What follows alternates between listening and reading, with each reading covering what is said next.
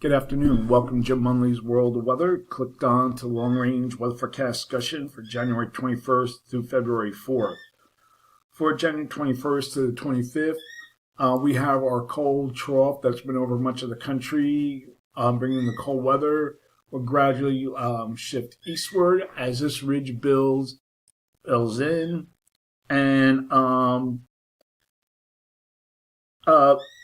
we'll also have a trough moving into the west, and heights become below normal. Will lower here across Greenland and the Arctic region. We still have our ridge here near the, Alaska or the Aleutians. Okay, this pattern will result in a warm, moist inflow from the Pacific and the Gulf that will warm temperatures across the eastern states.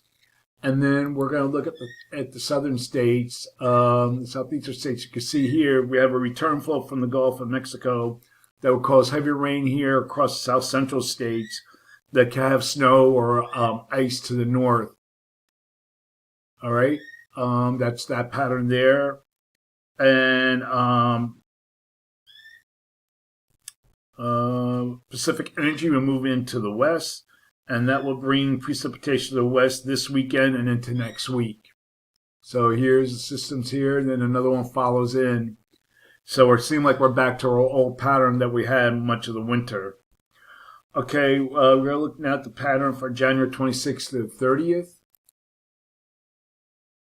And you can see heights now are below normal here across the Northeast Pacific, Alaska to Greenland. We have our ridge here near the Aleutians.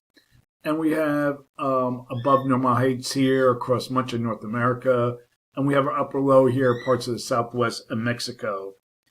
So for this forecast period, I'm calling for above normal temperatures for much of the country. And I'm calling for anomalies to be about 4 to 8 degrees above normal, mainly here.